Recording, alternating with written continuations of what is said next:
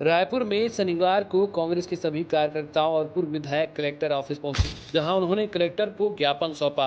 इस दौरान कांग्रेस के पार्षद भी मौजूद रहे। कांग्रेस का कहना है कि राज्य की भाजपा सरकार राजधानी के साथ सौतेला व्यवहार कर रही है और ऐसे विकास के प्रोजेक्ट जिनके टेंडर पिछली सरकार में पास हो चुके हैं, उन्हें रोकने का काम कर रही है।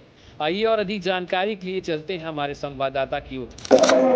कांग्रेस के सभी पार्षद और पूर्व विधायक आज कलेक्टर ऑफिस पहुंचे हैं कलेक्टर को ज्ञापन देने के लिए। आइए इस पर सीधा बात करते हैं कांग्रेस के कार्यकर्ताओं से। भाजपा ने 13,000 करोड़ रुपए कर्ज लिया है, तो क्या लगता है जब ये सारे काम रुके हुए हैं तो ये पैसे खर्च कहाँ हो रहे हैं? अच्छा, सरकार देखिए, अभी भाजपा की सरकार दिशाहीन है, उनको सरकार का अनुभव नहीं है।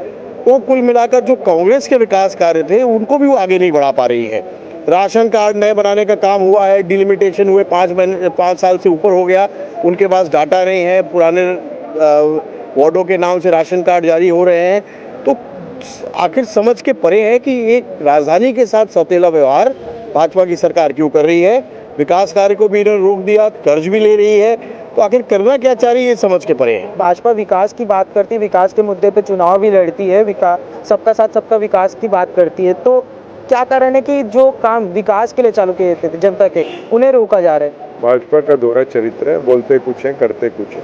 ये सामने आगे आपके देख लीजिए कि जो विकास के काम चुके तो बोलते तो उसको रोकने का कोई औचित्य नहीं था उनको। मेरे यहाँ देखिए 3 करोड़ रुपए का काम आज पंडी में गंगा कुछ बस्ती कुछ लोग जो के मकान बहुत जर्जर थे, टूटने की स्थिति में थे, आदरणीय भूपेश बघेल जी ने 3 करोड़ रुपए उसके लिए स्वीकृत किया था। उस काम को रुका पड़ा है, बंद है काम, और वो बेचारे कहाँ जाए कैसे रहे, उनको खुद परेशानी में है। तो मैंने कई बार निगम कमिश्नर को भी कहा और आज कलेक्टर को भी कहा इस बात पे। ठीक है, मेरा आपसे क्वेश्चन ये है, आपको याद होगा मैं पिछले बार भी आया था और मैंने आपसे क्वेश्चन किया था कि उस समय कांग्रेस की सरकार थी और भाजपा के जो पार्षद थे वो कहते थे कि कांग्रेस फंडिंग नहीं दे रही है, सरकार जो है फंड नहीं देने दे रही है, जिसके कारण काम रुके हुए हैं। महापौर भी उस समय कांग्रेस के थे। अब भाजपा की सरकार आ गई है और आप बोल रहे हैं कि विकास कार्यों को विकास के जो कार्य हैं उन्हें रोका जा रहा है, फंड नहीं मिल रहे, फंड को रोक दिया जा रहा है, काम नहीं हो रहे, तो ये आपसी सामंजस्य क्यों नहीं बनता है? और ये काम कांग्रेस के काम को रोकने का काम जो सरकार में रहती है भाजपा सरकार तो करती है, और अगर कांग्रेस सरकार में रहे तो भाजपा के कामों को रोकने का, तो इसमें आम जनता क्यों पैराती है?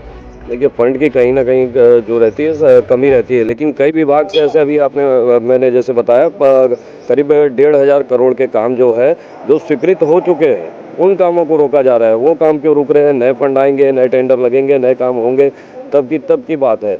लेकिन जो ऑलरेडी हो चुके हैं, सेंशन हो चुके हैं, जिनके कार्य आदेश हो चुके हैं, उन कामों को रोकने का क्या तात्पर्य है, ये मैं आपसे सवाल कर रहा हूँ। क्योंकि जो काम होने थे वो चल सकते हैं, नया जो काम होगा फंडिंग जब आए, जब सेंशन हो, तब आप वो काम को स्वीकृत कीजिए, तब वो चालू होंगे। इसमें कांग्रेस और बीजेपी शासन या सरकार की बात नहीं है। जो प्रक्रिया से काम चल रहे हैं उन कामों पर रोक लगाना, ये तो मतलब ये अपनी तानाशाही का काम कर रहे हैं और अपना जो प्रभाव है सरकार का वो डाल रहे हैं। लेकिन वो कह रहे हैं बीजेपी कांग्रेस की बात नहीं है, लेकिन सरकार जो अभी बीजेपी के काम तो वही रोक रही है ना। वही तो बोल रहा हूँ मैं कि जो पुरानी सरकार थी, सरकार बदलने से आप जनता के काम को क्यों रोक रहे हैं? देखिए, लगातार 3 महीने से भारतीय जनता पार्टी की सरकार इस प्रदेश में बनी है और मैं समझता हूँ उस 3 महीने के पहले, चुनाव के पहले 1 साल तक लगातार, चाहे मुख्यमंत्री उस समय के तत्कालीन मुख्यमंत्री भूपेश बघेल जी ने भेंट मुलाकात का आयोजन किया और उस आयोजन में करोड़ों रुपए की स्वीकृति दी। करोड़ों रुपए के काम जो जरूरत के काम थे, जो रायपुर राजधानी से लेकर मैं समझता हूँ आसपास रायपुर जिले के अंदर तमाम कामों को रोकने का काम, जिसमें बिजली विभाग का काम, खंबे ट्रांसफार्मर लगाने थे उसके काम, आंगनबाड़ी स्कूल भवनों के काम, रोड नाली सड़क के काम, पानी की पेयजल व्यवस्था, पानी पाइपलाइन का काम, गर्मी का समय आ रहा है, पानी की आवश्यकता थी। तमाम जनप्रतिनिधि, विधायक, पूर्व विधायक भी हैं, विधायक प्रत्याशी भी हैं, तमाम पार्षदगण हैं जो जनता की सहूलियत के अनुसार उनके डिमांड पर जो रोड नाली सड़क भवन, सामुदायिक भवन, सामाजिक भवन, अलग अलग तरीके से हम लोगों ने अलग अलग मद में पैसा अलग अलग डिपार्टमेंट से, चाहे नगरीय प्रशासन का विभाग हो, पीडब्ल्यूडी का विभाग हो, बिजली विभाग हो, अनुसूचित जाति जनजाति के अलग अलग विभाग से अलग अलग तरीके से पैसे में मदद ली और सरकार ने दिल खोलकर पैसा दिया।